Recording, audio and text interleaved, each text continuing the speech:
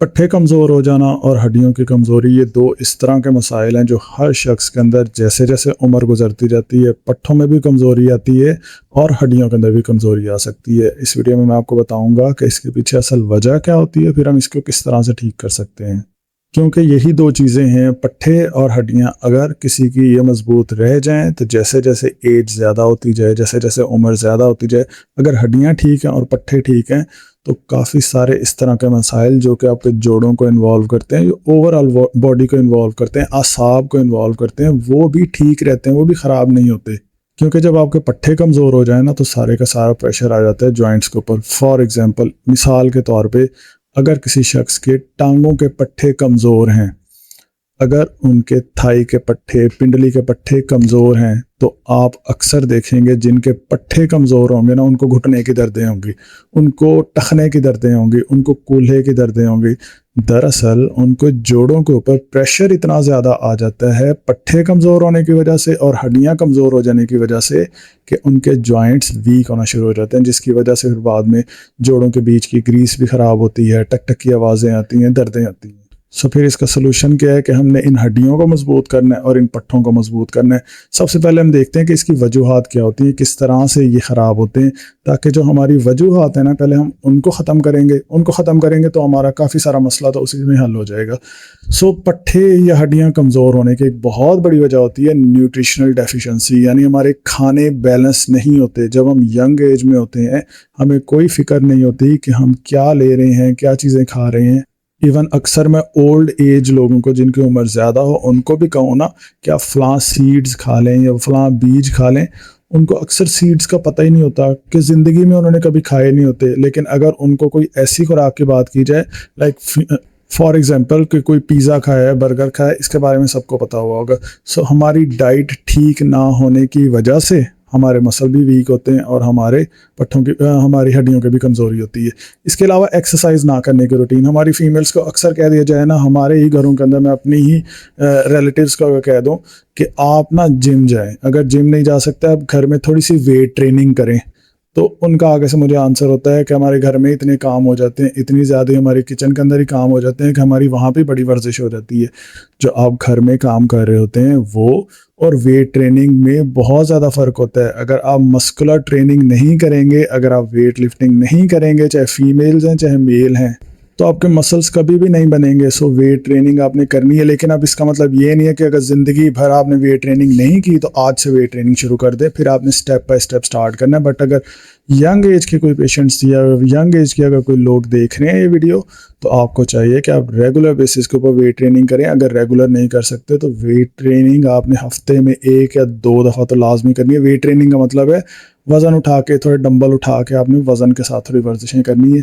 Females को भी लाजमी करनी चाहिए। उन्हें लगता होता है कि अगर हम ये करेंगे हमारे पट्टे बन जाएंगे, वो पट्टों की शेप्स बन जाएंगी जैसे बॉडी बिल्डर्स की बनी होती है। ऐसा कुछ भी नहीं होता, बट मसल आपके स्ट्रांग हो जाएंगे। वेट ट्रेनिंग बहुत ज़रूरी होता है। ये वर्जिश ना करने की वजह से आपके पट्टे और हड्डियाँ कमज़ोर होती हैं।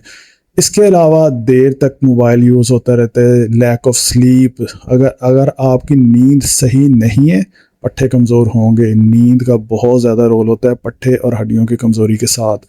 इसके अलावा ऐसे लोग जो मल्टीटास्किंग करते हैं, मल्टीटास्किंग का मतलब होता है एक ही टाइम के अंदर इतने सारे काम करना। फॉर एग्जांपल, मैं अभी वीडियो बना रहा हूँ और मेरे दिमाग में चल रहा हो कि मैंने वीडियो के बाद ये करना है, पहले ये था, कल पेशेंट आने हैं, शाम को ये हुआ था, मैंने वो भी करना है। लाइक अगर आप एक ही टाइम में, अगर इसके अलावा मल्टीटास्किंग है जैसे जो लोग जॉब करते हैं, अगर आप अपनी शॉप पे बैठे हैं या आप किसी जॉब के ऊपर बैठे हैं, एक ही दफ़ा के अंदर आप 6-7 इकट्ठे काम कर रहे हैं, घर से कॉल आ रही, ये जो शख्स मल्टीटास्किंग में रहते हैं ना, ब्रेन पे, नसों पे इतना ज़्यादा प्रेशर रहता है कि आपके पट्ठों तक स्टिमुलेशन ही नहीं रेगुलर बेसिस के ऊपर पहुंचती, जिसकी वजह से आपके मसल्स वीक होते हैं, स्ट्रेस लेवल इंक्रीज होंगे, मसल वीकनेस और हड्डियों की कमज़ोरी हो सकती है। ये तो होगी वजूहात। अब आपने देखना है इनमें से आपकी कौन सी वजूहात है। अगर नींद सही नहीं है, एक्सरसाइज सही नहीं है, खाने सही नहीं है, तो इनको ख़त्म करें, इनको ठीक करें। अब आपको मैं सलूशन बताता हूँ कि आपने इसको ठीक कैसे करना है। सबसे पहली जो चीज़ है ना, वो आपने अपनी डाइट के अंदर विटामिन B12 को ऐड करना है। विटामिन B12 असल में है क्या? विटामिन B12 का दूसरा नाम होता है जिसे हम कहते हैं कोबालामीन। कोबालामीन की एक बड़ी मशहूर दवाई है जिसे हम मेथी कोबाल कहते हैं। सो ये जो कोबालामीन है या विटामिन B12 है, ये दोनों एक ही चीज़ के दो नाम हैं। सो मेथी कोबाल भी दरअसल विटामिन B12 ही होता है। अब जिन लोगों को नसों का मसला हो, जिन लोगों को नमनेस का मसला हो, जिन लोगों को सुनपन का मसला हो, करंट की तारों में बहाव सही ना हो, उन्हें विटामिन B12 वाले खाने चाहिए, क्योंकि यही वो नसें होती हैं जो कि हमारे पट्ठों को सप्लाई करती हैं। और अगर नसें कमज़ोर होंगी तो पट्ठों को सप्लाई नहीं होगा, पट्ठों को सप्लाई नहीं होगा तो पट्ठे कमज़ोर होंगे। विटामिन B12 वाले खाने हैं। विटामिन B12 किन किन खानों के अंदर होता है? जैसे फ़िश है, जैसे चिकन है, ब्रोकली है, अंडे हैं, पालक है, इनके अंदर आपको विटामिन B12 मिलता है। कोशिश करें कि शुरू में आप डाइट के ज़रिए लें। अगर फिर भी आपके जिस्म के अंदर नसें ठीक नहीं है, सुनपन ठीक नहीं है, तो फिर आप मेडिसिन की तरफ भी जा सकते हैं। लेकिन मेडिसिन लेने से पहले आपने एक दफ़ा डॉक्टर को लाजमी चेकअप करवाना है। बिना आपने चेकअप के डायरेक्टली मेडिसिन नहीं लेनी, चाहे आपको लगे भी सही किया है तो बिल्कुल सेफ़ है। मेथी कोबाल हम ले सकते हैं। हर मेडिसिन का कोई ना कोई साइड इफ़ेक्ट ज़रूर होता है। आप अपनी रिलेटेड जो कंडीशन है उसके साथ मैनेज करके लेंगे। देखें, अगर मैंने आपको कहा है ना कि आपने मछली ले लें, आप चिकन ले लें, ये मैंने जनरल सब के लिए कह रहा हूँ। लेकिन फ़र्ज़ करें कि अगर किसी शख्स को यूरिक एसिड है, उसे ये नहीं लेनी चाहिए। उससे पालक, टमाटर, दाल, गोश्त, मछली, मुर्गी, अंडा, इस तरह के खाने नहीं लेने चाहिए। ये तो मैं खानों के अंदर कह रहा हूँ एहतियात करने के, तो वो तो फिर भी मेडिसिन है, तो मेडिसिन तो हर एक के लिए डिफरेंट होनी चाहिए। सो मैं आपको जनरल बता रहा हूँ। अगर आपको रिलेटेड कोई कंडीशन है, लाइक थायराइड का कोई प्रॉब्लम है, या कोई डायबिटीज़ का कोई इशू है, ब्लड प्रेशर का कोई इशू है, तो फिर आपने उसके अकॉर्डिंग देख लेना। वो खाने आपने स्किप कर देने। जैसे जिनको ब्लड प्रेशर होगा वो नमक नहीं लेंगे, जिनको शुगर होगा तो वो चीनी नहीं लेंगे। सो इस तरह की जो चीज़ें आपने थोड़ा सा एहतियात के साथ। सो पहली चीज़ क्या, आपने विटामिन B12 वाले खाने जो है अपने डाइट के अंदर ऐड करने। दूसरा, विटामिन D बहुत ज़्यादा इंपॉर्टेंट है। विटामिन D अगर आपके जिस्म में कम है, ठीक है, आप कैल्शियम ले रहे हैं, फ़र्ज़ करें कैल्शियम की दवाइयाँ खा रहे हैं, कैल्शियम वाले खाने खा रहे हैं, आपकी हड्डियों में कैल्शियम पहुँचेगी नहीं। विटामिन D का काम है कैल्शियम को आपकी हड्डियों में पहुँचाना। विटामिन D की कमी होनी चाहिए। अब ये कहाँ से मिलेगा? ये हमें मिलेगा कलेजी में से, और इसके अलावा ये मिलता है धूप में से। सुबह और शाम की जो ठंडी धूप होती है उसमें आपने बैठना है। अब दोपहर की जो अल्ट्रावायलेट वाली फुल गर्मी के अंदर नहीं आपने बैठना, उस टाइम अल्ट्रावायलेट रेडिएशन होती हैं तो विटामिन D नहीं मिलता। सुबह और शाम की जो ठंडी धूप होती है ना, मगरिब से थोड़ी सी देर पहले, फजर के बाद जो नई नई धूप निकलती है, उसमें थोड़ी सी देर के लिए बैठें, 5 से 10 मिनट के लिए, और बॉडी को ना थोड़ा एक्सपोज करें, सन बाथ लें।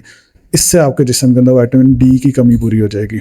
इसके अलावा आपने ना मैग्नीशियम, पोटाशियम, जिंक, इन चीज़ों के खाने हैं। अच्छा, अब ये वो आइंस हैं, ये वो मिनरल्स हैं जो कि आपके पट्ठों के लिए बहुत ज़्यादा ज़रूरी होते हैं। जिस शख्स के अंदर ना इनकी कमी हो, पोटाशियम की कमी हो, मैग्नीशियम की कमी हो, उनमें पट्ठों के कड़ल पड़ते हैं।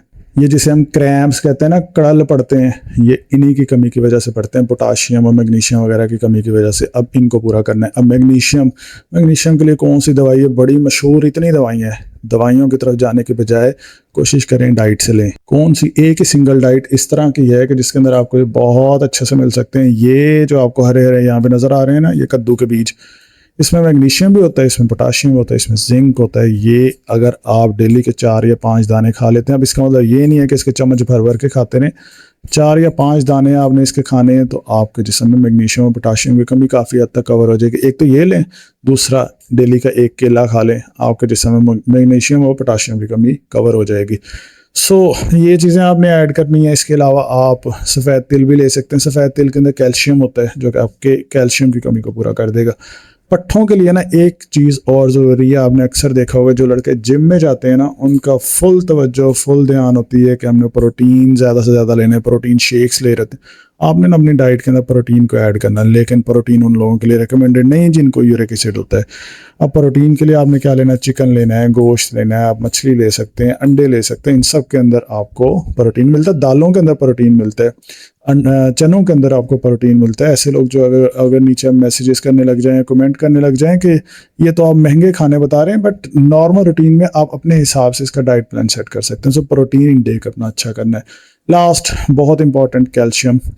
हम समझते हैं कैल्शियम की कमी है, कैल्शियम की दवाइयाँ ले लें। हर जगह, हर डॉक्टर, हर जगह से आपको मिलती हैं कि कैल्शियम खाएं, कैल्शियम वाले खाने लें, जैसे अंडे हैं, दूध है, दही है, हरे पत्ते वाली सब्जियाँ हैं, सैलेड है। ये वाली चीज़ें अपने खानों के अंदर ऐड करें। सो कौन कौन सी चीज़ें होगी, हमने लेना है विटामिन B12, विटामिन B12 वाले खाने खाने हैं, डायरेक्टली मेडिसिन नहीं लेनी। विटामिन D लेना है, पोटाशियम मैग्नीशियम वाली डाइट लेनी है, इसके अलावा प्रोटीन लेनी है, और फिर हमने कैल्शियम लेनी है। अगर आप ये चीज़ें फॉलो करेंगे, आप देखेंगे कि कुछ ही दिनों के अंदर ना आपको एक चेंजेस नज़र आएंगे आपके पट्ठों के अंदर और साथ में हड्डियों के अंदर। साथ साथ आपने एक्सरसाइजेस करनी है। पट्ठों की कमज़ोरी, हड्डियों की कमज़ोरी के अंदर कौन कौन सी वर्जिशें करनी चाहिए, इस पर ऑलरेडी मैंने बड़ी डिटेल में वीडियोस बना के इस चैनल पे अपलोड की हुई हैं। कोई भी सवाल है आपका नीचे कमेंट्स में पूछ सकते हैं। चैनल पे नए, इस चैनल को सब्सक्राइब ज़रूर करें। और इसके अलावा अगर आप मुल्तान से हैं तो आप मेरे क्लिनिक पे विज़िट कर सकते हैं। मुल्तान के अलावा अगर किसी और शहर से हैं, नीचे मैं लिंक दे दूंगा, उस पर रब्ता करके आप मेरे साथ डायरेक्टली वीडियो कॉल पे चेकअप भी करवा सकते हैं। लेकिन अगर कोई भी सवाल होगा आपने नीचे कमेंट्स में ज़रूर पूछना है, और मैं बहुत ज़्यादा कोशिश करता हूँ कि हर एक कमेंट का बड़ा तसल्ली से और डिटेल्ड आंसर दूँ। सो आपका जो भी मसला हो आपने तफसील से नीचे कमेंट्स के अंदर लाजमी शेयर करना है। Thank you so much for watching this video.